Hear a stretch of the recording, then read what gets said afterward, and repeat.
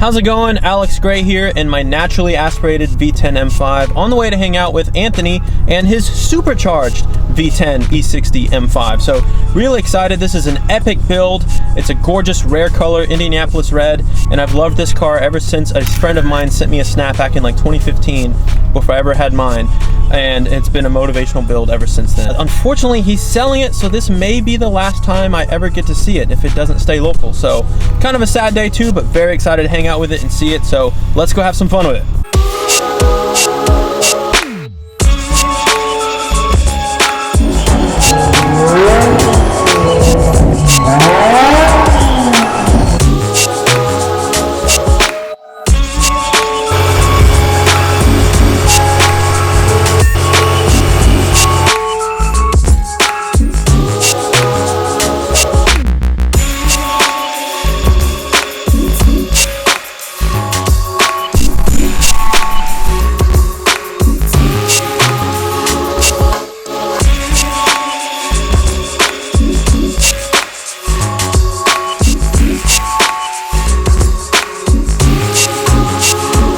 This car's mod list is honestly incredible. I'm gonna put the mods in the description because it would literally take 20 minutes to do a video on that.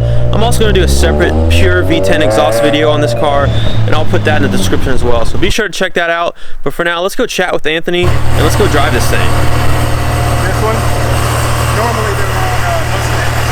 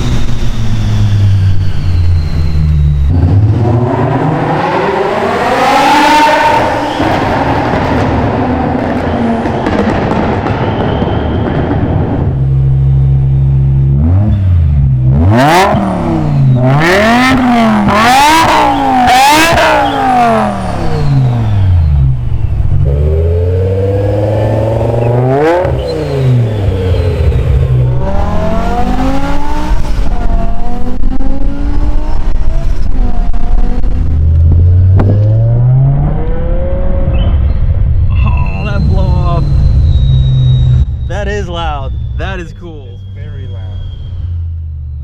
Usually when I drive by people on the street, they look at me and they're like, what the f-?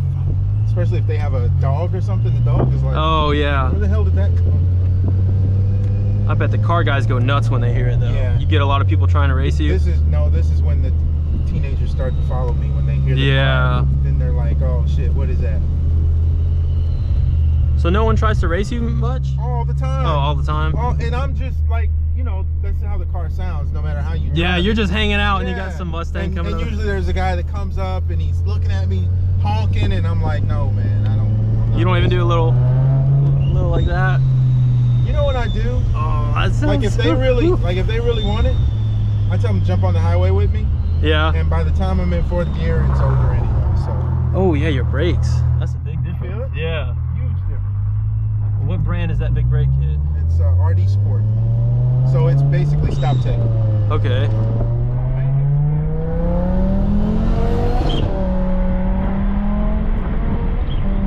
Dude. Woo. Yeah. Dude, that is so cool. Yeah, that wind is crazy.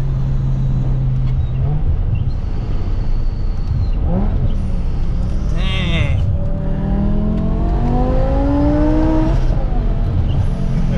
Dude, that sounds addicting, man. I've never driven a supercharger. You can feel the difference when you get to the higher end of the RPM though, how much it pulls instead of, you know, I think it's a little smoother and naturally aspirated one. This one, man, it'll like punch you in the back. I just don't want to get on it too much because I know you're about to sell it and the traction control's off, and I want to respect the car. Man, yeah, I've never driven a supercharged car, man. That's really cool. Thanks for letting me drive it. No problem, man. So you said that blow-off valve is from a Mustang?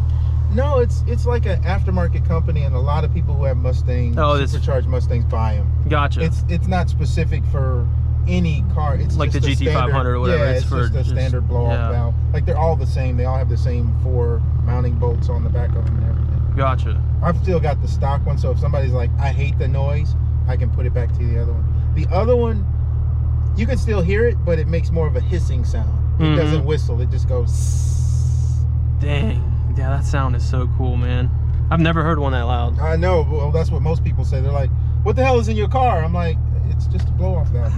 They're like, no, but is it a turbo? I said, no, it's just supercharged. Just supercharged. Yeah, that's it. Just the supercharged V10. V10, that's all. Did you have you dynoed this? What it put down? So it was a Mustang dyno a few years ago. Put down like 590. Jeez.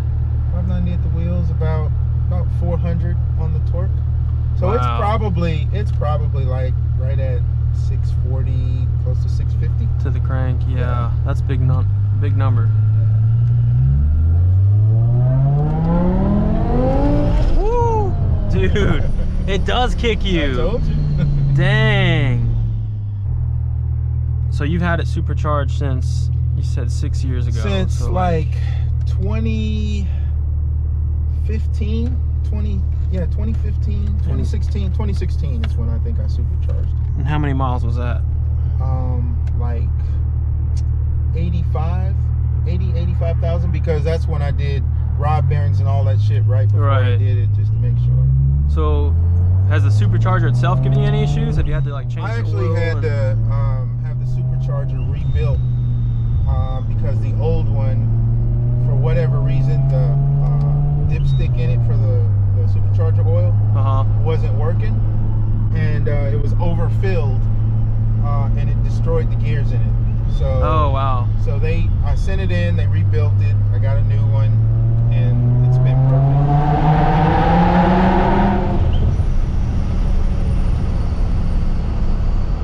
That was under warranty? Yep. I think I paid $50 for shipping. But yeah, Vortec just replaced it. They were like, happens all the time, no problem. How many miles does your car have? I gave them the serial number and they knew what it was. That's ESS, right? Yep. That's the 650 kit? So it's ESS 650 kit, which the 650 kit actually has the intercooler also. For some reason that 625 kit does not, which I don't really understand why they would do that, because the car is already like a hot car, like in the engine bay. Yeah. And without the intercooler, man, you just can't hold any real power because it just saturates so quick. Really? Just a few pulls in it? Yeah, I'm serious. Like 3 or 4 pulls in the 625 kit, and that shit feels like stock. Wow. Yeah. That's upsetting. Yeah, well, it's pointless because the cost difference between the two is only like $2,000. Right. But see, people don't know that when they buy it, and then they get it and they're fucking disappointed, and they're like, why did I spend $8 grand and I could have just spent 10 grand to get the better kit? So you can do, like, how many pulls can you do in this car before you start seeing the temps start to get pretty? Depends on how cold it is outside. Yeah. If it's a warm day, like if it's 80 plus, I'd probably 4 or 5, and then you gotta let it cool off a little bit or get on the highway. Right. If it's like 60 degrees, or I'll say this, if it's 55, between 55 and 70 degrees, you can do it all day. It's not a problem.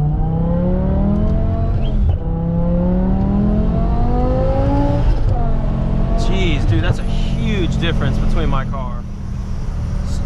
Did you say, as soon as you did this, was it worth it? Was it worth all the money? 100%. As soon as I had it installed, I actually almost lost control a couple times, just coming out of from a stop into a turn, just because I wasn't used to the way the car was responding, because it was like right off of the pedal, it was different. Yeah. A couple of slides and I'm like, oh shit. I got to kind of ease into it before I let it loose. Because otherwise it's impossible, man. You can spin the tires probably all the way up through third gear. Damn. Man, that makes me wonder if I can do this at my mileage, 150,000 miles, if it's worth it. You know, my car's been great, man. As long as you take care of the car, man. You know, a lot of people are afraid of these cars, and I'm like, okay, man, yes, it costs a little bit more for maintenance because it's a freaking BMW. It doesn't matter how old it is. But if you maintain the car, there's certain shit, okay, you know you're going to have to fix this. You know you're going to have to fix that. There are certain things, yeah, you got to fix and you got to replace. But for the most part, it's no different than anything else, man. And if you mod it, just understand what mod you're doing and how it's going to impact the car, and it's fine. I mean, right. What all have you had to replace that wasn't preventative, like it actually broke on you?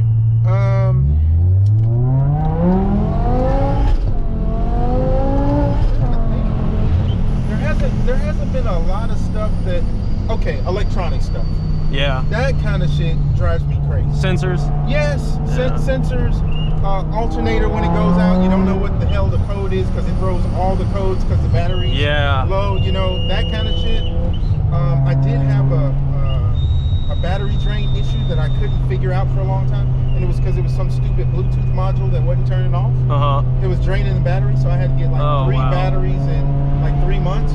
But other than that, man, like most of the stuff, I knew it was coming or I knew it was time, and I just replaced it. And you, every time, whether it was electronic or not, you took it to Beamer service? Yep, every time. That's the go-to shop. Every time. Don knows everything about this freaking car, including the mods that have been done, like how it impacts, because when I take it to get an oil change, every other oil change, you got to get the supercharger oil change. So he just does it. Yeah. See, for some reason, I thought you took it to Technica Motorsports, unless I'm thinking of Jeff.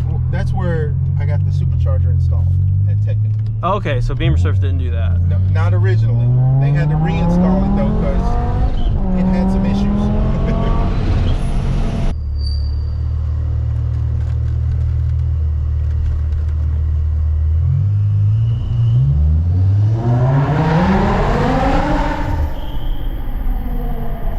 Dude, you mind if I rev it?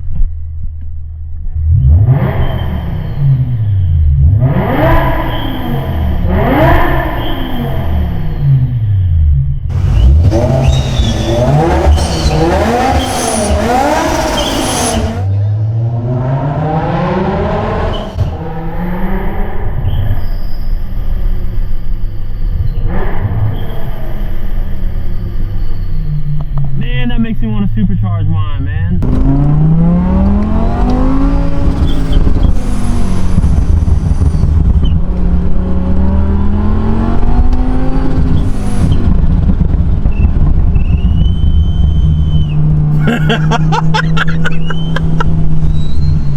Yo, that's so cool.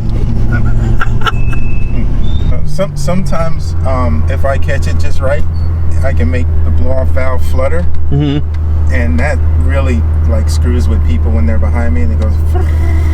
Yeah. I'm like, what the fuck is that?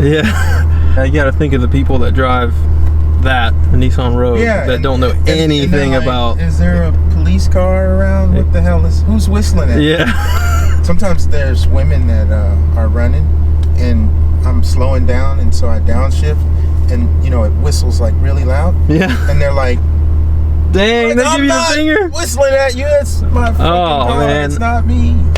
That's messed up. It's funny though. I always laugh, and I'm like, whatever.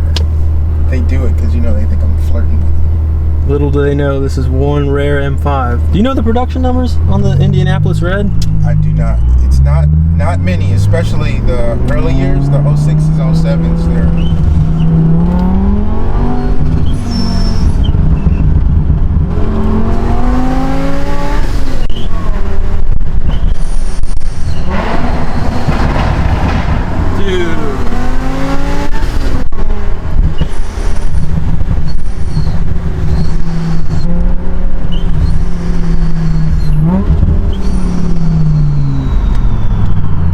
like more, the fluttering or the pops?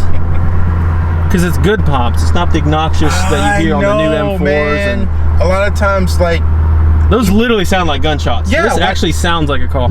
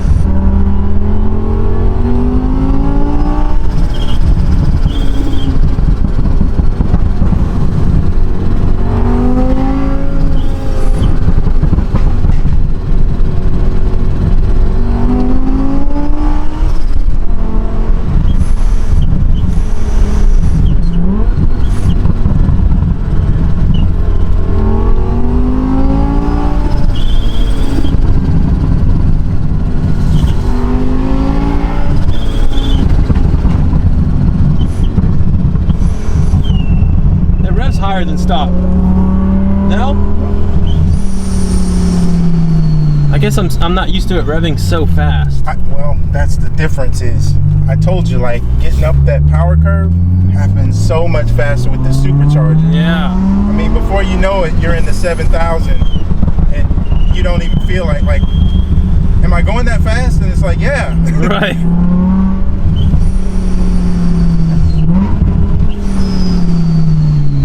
Yeah, I'd say that's the biggest difference right there, is just how much quicker you get to redline. You're like, oh damn, I gotta shift. That's what I was trying to tell you, is like the difference between the two is really how fast you get through the gears. Yeah. It's not even so much, oh my God, it's so much power. It's like, no, shit, I need to be in third already. Yeah.